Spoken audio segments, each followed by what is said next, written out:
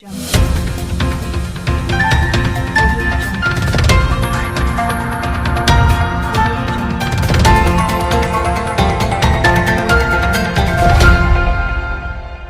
Jungle.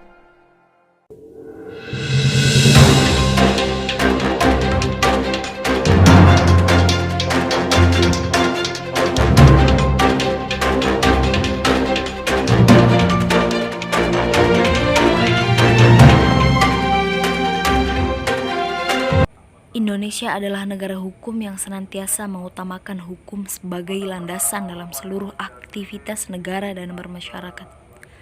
Indonesia sebagai negara hukum dinyatakan secara tertulis dalam Pasal 1 Ayat 3 1945. Dimanapun semua negara menginginkan negaranya memiliki penegak-penegak hukum yang adil, tegas, bukan tebang pilih. Tidak ada sebuah sabotase, diskriminasi, dan pengistimewaan dalam menangani setiap kasus hukum baik pidana maupun perdata. Seperti istilah di atas, runcing ke bawah, tumpul ke atas.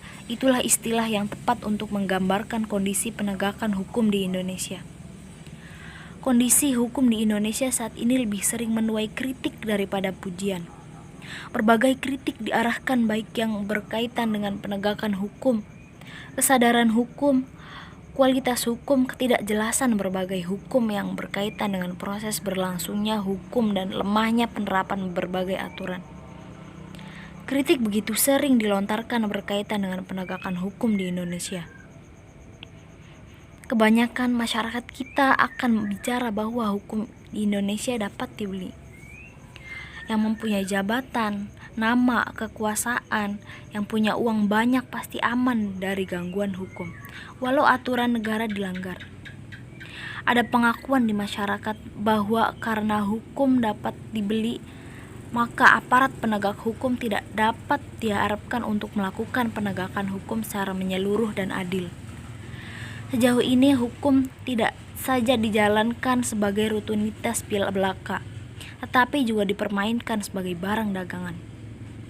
Hukum yang seharusnya menjadi alat pembaharuan masyarakat sekarang telah berubah menjadi semacam mesin pembunuh karena didorong oleh perangkat hukum yang morat-marit. Orang biasa yang ketahuan melakukan pencurian kecil, contohnya hukum ringkih yang terjadi pada Nenek Asyani yang berumur senja didakwah mencuri kayu jati dikenakan pasal 12 Cunco pasal 83 ayat 1.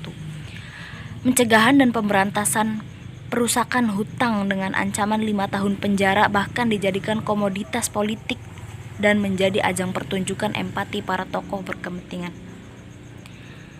Selanjutnya seorang kakek Samirin berumur 68 tahun, seorang lansia yang memungut sisa getah pohon karet divonis hukuman penjara selama 2 bulan 4 hari oleh pengadilan Simalungun. Langsung dikenakan hukuman seberat-beratnya. Sedangkan mereka sudah berumur senja, faktor kasusnya pun disebabkan beberapa hal bukan untuk memperkaya diri. Seperti apakah yang dilakukan oleh koruptor yang sudah diberi fasilitas namun masih tamak hingga melalap yang bukan haknya lagi? Apakah karena miskin hingga rakyat kecil masih kesulitan dalam menggapai keadilan dan langsung dihakimi seberat-beratnya? Lantas di mana kata kepri kemanusiaan? Sedangkan seorang pejabat negara yang melakukan korupsi uang miliaran rupiah milik negara dapat bebas berkeliaran dengan sebebas-bebasnya. Berbeda halnya dengan kasus-kasus yang hukum dengan tersangka dan terdakwa orang-orang yang memiliki kekuasaan. Jabatan, nama, proses hukum yang dijalankan begitu berbelit-belit dan terkesan menunda-nunda. Seakan-akan masyarakat selalu disuguhkan sandiwara dari tokoh-tokoh negara tersebut. Tidak ada keputusan yang begitu nyata. Contohnya saja kasus Gayus Tambunan, pegawai Ditjen Pajak golongan 3 menjadi miliarder dadakan yang diperkirakan korupsi sebesar 28 miliar. Tetapi hanya dikenai 6 tahun penjara. Hampir semua kasus di atas prosesnya sampai saat ini belum mencapai keputusan yang jelas. Padahal semua kasus tersebut begitu merugikan negara dan masyarakat kita. Kapankah ini semua akan berakhir? Dan menjadi mencengangkan di saat ada Beberapa sel yang diberi fasilitas layaknya hotel seperti Lapas Porong di Sidoarjo, Jawa Timur, Lapas Lubuk Pakam Sumut, Lapas Cipinang Jakarta Timur, Rutan Pondok Bambu Jakarta Timur, Lapas Sukamiskin. Uniknya sel ini bisa dinikmati oleh para pidana yang mempunyai duit. Seperti yang dinyatakan oleh Najwa Shihab dalam unggahannya yang berjudul Pura-pura Penjara. Ia menyatakan bahwa kondisi koruptor ternyata hidup mewah yang seharusnya dihukum seberat-beratnya. Mereka merasakan keistimewaan dan kekhususan. Bukankah tujuan sel agar membuat para pelakunya jera? Agar tidak melakukan hal yang sama. Sel juga dibuat tidak senyaman mungkin. Namun mengapa ada pula seakan seperti hotel? Apakah memang benar fasilitas sel bisa didapatkan jika membayar sejumlah uang?